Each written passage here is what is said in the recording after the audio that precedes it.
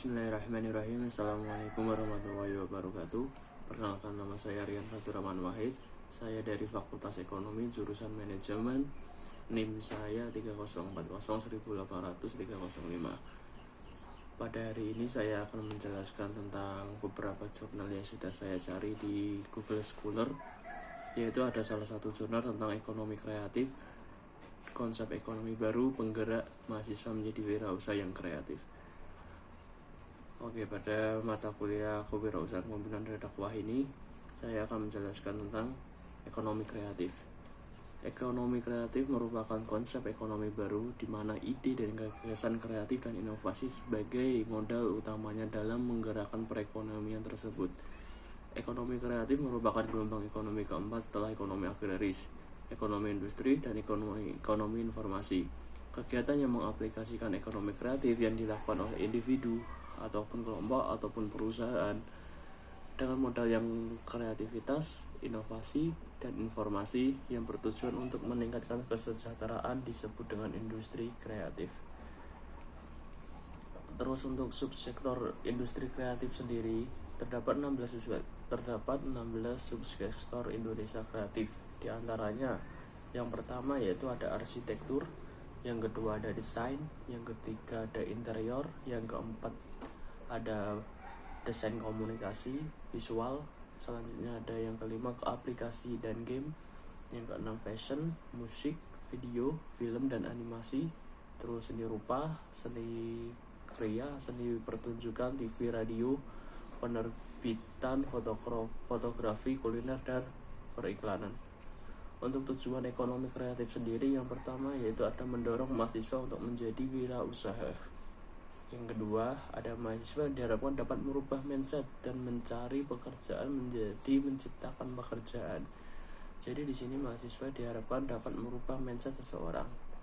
Yang pertamanya yaitu dia bermindset untuk mencari pekerjaan, hanya mencari pekerjaan. Setelah itu dia dirubah mindsetnya untuk menciptakan suatu peluang atau suatu pekerjaan yang memang bisa digunakan atau bisa dipakai untuk orang lain.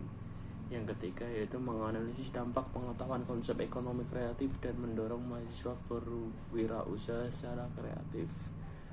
Jadi di sini dengan pengetahuan dan konsep ekonomi kreatif itu dapat mendorong mahasiswa itu menjadi lebih kreatif lagi untuk memunculkan produk-produk barunya. Ya, di metode penelitian ini menggunakan pendekatan itu yang namanya kuantitatif. Subjek penelitiannya yaitu adalah mahasiswa semester 5 yang berpendidikan di ekonomi Universitas PGRI Semarang yang sedang mengikuti mata kuliah ekonomi kreatif. Peneliti menggunakan purpose sampling dalam menentukan informasi dan penelitian ini, yaitu sekitar sebanyak 30 mahasiswa yang dianggap benar-benar memahami tema pokok penelitian tersebut. Untuk jenis data yang ada di jurnal yaitu digunakan adalah data primer dan data sekunder. Untuk data primernya sendiri diperoleh melalui observasi, dokumentasi, dan wawancara langsung dengan informasi yaitu mahasiswa semester 5 di Pendidikan Ekonomi Universitas PGRI Semarang. Untuk sedangkan yang sekundernya itu diperoleh dari artikel dari 327 buku yang relevan dengan tema penelitian tentang konsep ekonomi kreatif dan minat mahasiswa menjadi seorang wirausaha. Analisis ini menggunakan interaktif model dari Miles, MB, and Haberman tahun 2014. Untuk konsep ekonomi kreatif yang dipelajari mahasiswa pendidikan ekonomi di Universitas PGRI Semarang, yaitu materi yang dipelajari meliputi definisi ekonomi kreatif, terus ada industri kreatif dan produk kreatif, visi misi dan tujuan ekonomi kreatif, aktor penggerak ekonomi kreatif, badan ekonomi kreatif, analisa perusahaan kreatif, analisa produk kuantitatif yang ramah lingkungan, dan menganalisa peluang usaha kreatif untuk menentukan ide-ide kreatif dan ide-ide inovatif. Untuk praktek yang menciptakan produk kreatif, mempromosikan produk kreatif, dan melakukan analisis keberlanjutan untuk usaha yang kreatif. Jadi mahasiswa di sini tidak hanya mempelajari tentang konsep ekonomi secara teori, tetapi juga secara praktek langsung.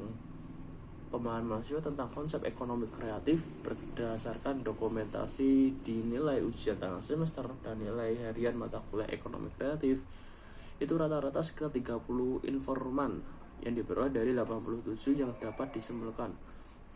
87 berarti yang dapat disimpulkan pemahaman tentang konsep ekonomi kreatif dapat dikategorikan sangat baik.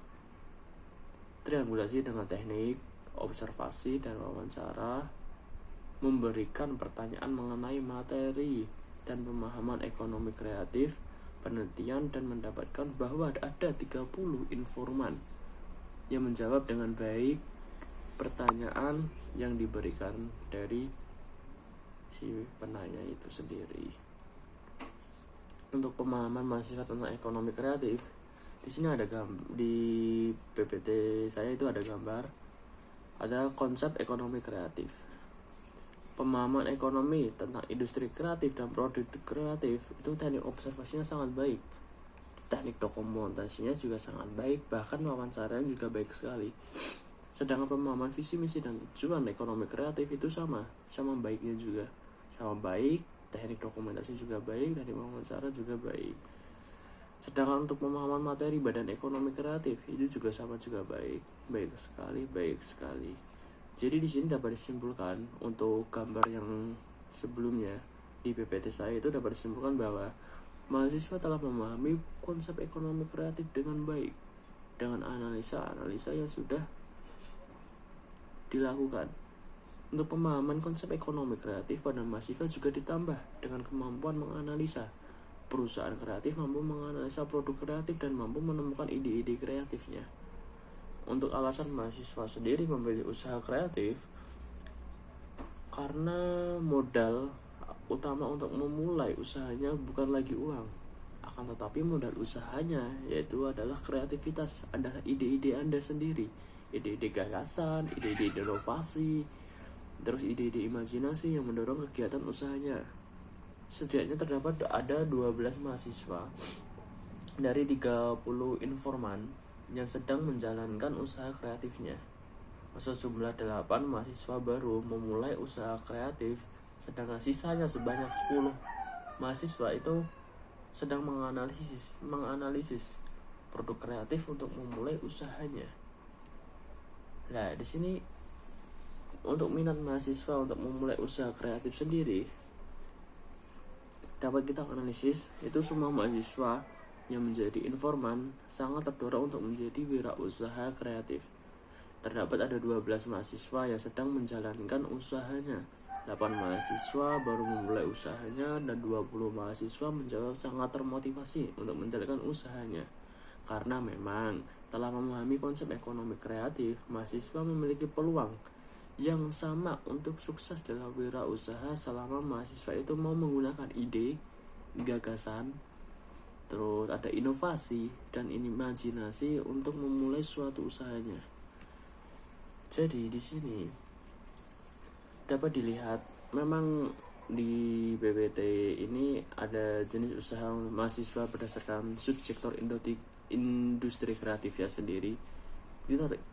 Kita dapat melihat memang mayoritas sebanyak 50% memilih jenis usaha yang masuk dalam kategori subsektor industri kreatif kuliner yang meliputi jenis makanan dan minuman ringan, dan ada sekitar 35 mahasiswa yang memilih jenis usaha yang masuk kategori subsektor industri kreatif fashion yang meliputi jilbab, baju, sepatu, pakaian, celana, dan lain sebagainya.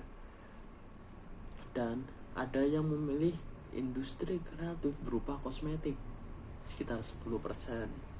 Mahasiswa memilih jenis usaha yang masuk kategori subsektor industri kreatif, desain komunikasi, visual, dan itu sebanyak 5%. Untuk mahasiswa yang memilih jenis usaha yang masuk kategori subsektor industri kreatif, film, yang menciptakan berbagai film yang diupload di Instagram atau di YouTube.